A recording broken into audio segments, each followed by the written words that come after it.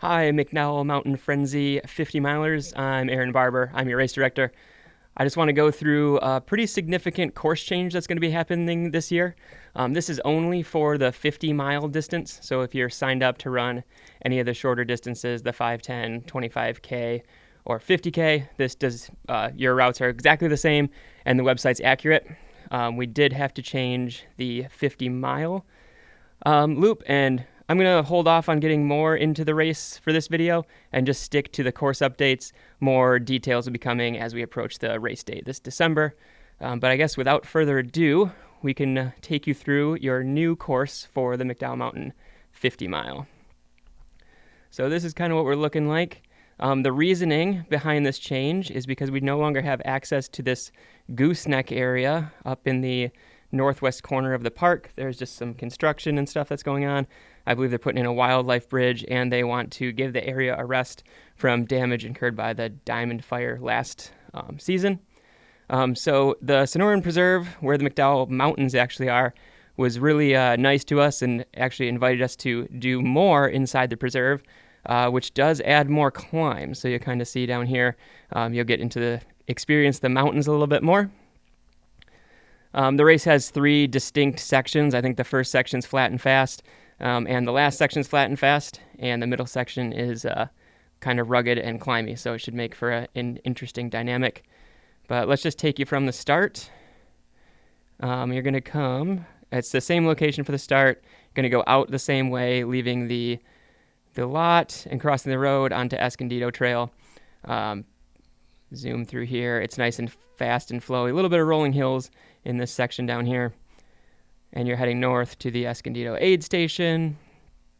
That aid station is going to be about 6.5 miles into your race.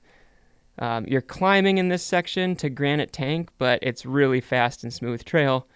Should be able to fly here. Let's move that down a little bit. And then this Granite Tank aid station is where you used to do the gooseneck lollipop, I guess you could call it. You're only going to hit Granite Tank once this year, so that's going to be at 11.7. I would advise, and we'll get more into this as the race moves closer. I'd advise you to fuel up at Granite Tank because your next section is pretty difficult, and you will have an aid station before like the main climbs, but this coach whip aid station, we have to hike in the stuff, so it's not going to be as substantial. So we'll be having a lot of food at Granite Tank and water. You'll still be able to get aid at coach whip, but just keep in mind that Granite Tank's going to be where you want to do your big fill up, and coach whip is more of a top off. So let's get to this next section. It looks kind of confusing with some out and backs. We're going to do a similar thing to what we did at Tusher's this year. So I'm going to have we'll have wristbands at the top of every climb for the out and backs that you can grab and put on your wrist or shove in your vest, whatever you want to do. And then you get to keep them, little memorabilia for the race. So after Granite Tank, we head south. You'll hit the coach whip aid station, and then you're going to climb up East End. This one's a doozy. It's pretty loose, rocky, and steep. You can see the gradients here in the 30s and 40% sometime. This actually takes you to the Tom's Thumb saddle. You won't go all the way to Tom's Thumb, but you'll top out at the top of East End Trail, grab your wristband, and turn around. Shortly after that, you have another climb up Wingate Pass.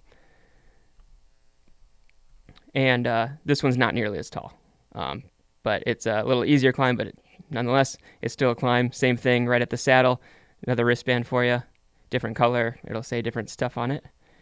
And then there's a short climb on your way to Dixie Mine aid station right in this vicinity, but it's not as big. You'll descend all the way down to Dixie Mine aid, and then you have your biggest climb of the race up the famed and dreaded Thompson Peak. So you go up Thompson Peak Road, and you'll grab a wristband. We'll have our friends Ross Kiewit and Patrick Kavanaugh up there, and I heard that they give away Capri Suns. I believe that's still happening this year. Another reason to register for the race. Big descent down Thompson Peak, hit Dixie Mine again. This is the same as years in the past. And then we're going to fly back down to Gate Aid Station. Really smooth trail this year. So after doing those 3 climbs, you'll be really happy to hit some nice smooth trail and gentle downhill. You'll hit Gate Aid Station and kind of make a beeline back to the finish. We got a little climb here. We'll zoom in for you. Right about right here. It's pretty short and steep. And then when we get to the top of this ridge, you can actually see the whole finish headquarters area.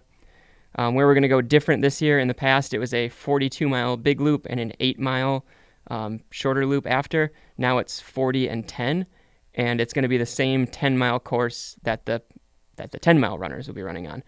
It also makes our flow through the start-finish area a little bit cleaner. So before you come in to the start finish this way and you'd turn around, like you'd come in, hit the start finish and turn around and go out this way. Now we're actually going to have you just go straight through, so you have a chance to go through the finish line, grab aid, grab some drop bags, and then you have a 10-mile loop to go.